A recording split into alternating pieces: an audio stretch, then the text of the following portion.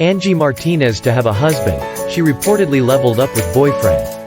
In an interview with Latina, while supporting the movie How to Be Single, Martinez shared that she was not single while also expressing that being single is fun and a man is not mandatory to be happy. "I have to tell you something. I'm not single anymore and it's fairly new, but I was single for a long time in NYC. Well, I think the thing about being single is that there are other single women too.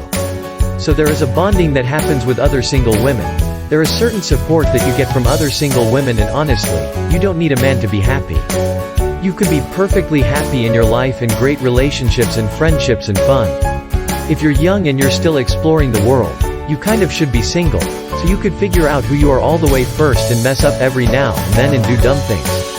Especially in this city, it's such a fun city to be single in and you don't have anyone to answer to." Some sources state that, prior to the engagement, Angie was in a short-term dating affair with the rapper, Q-Tip, in the year 1998. Though the two didn't last long as a couple, they remained good friends. Furthermore, she was in a relationship with the rapper Tamir Nokio Ruffin of Drew Hill. Later in early 2003, speculations that Angie was pregnant were confirmed after she announced the good news during one of her live radio broadcasts. Although Angie denied disclosing the identity of the baby daddy, it later came to light that the father was no other than Tamir. In an interview with Rap Pup, in 2016, she talked about the influence of her pregnancy on her career, chiefly as a rapper. "Number one, honestly, as much fun as it was, and I did feel like I was starting to get better and I could experiment with different beats, rhymes, or flows. The truth is that, by the second album, I was in my 30s and I was pregnant during my second album. So, if I was 20, I probably would have kept pushing because I would have had that type of energy and work ethic that it would have taken, but it was hard for me.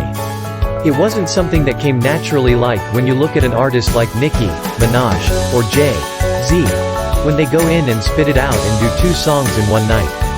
It took me 7 nights to do one song, 7 nights, if that. It wasn't something that came easy. It was really hard for me. As much as I liked the challenge, at that point in my life, it wasn't worth it. I had a baby. I was doing radio. It was kind of like, am I gonna kill myself trying to chase this thing? I just look at it as a period in my life where I was experimenting with a different piece of my creative side. I had a couple good records. It was cool. I got to travel, experiment, and I got a much clearer understanding and respect for the process of making music. Overall, it made me even better at my job." She has given up rapping professionally as of now. But during her tenure as a rapper, she earned a Grammy nomination and put on a much-talked-about performance of Ladies' Night with other up-and-coming artists like Missy Elliott and Lil' Kim. She has taken interviews with many top celebrities and prominent figures such as Jay-Z, Mariah Carey, as well as the former President Obama and Hillary Clinton. As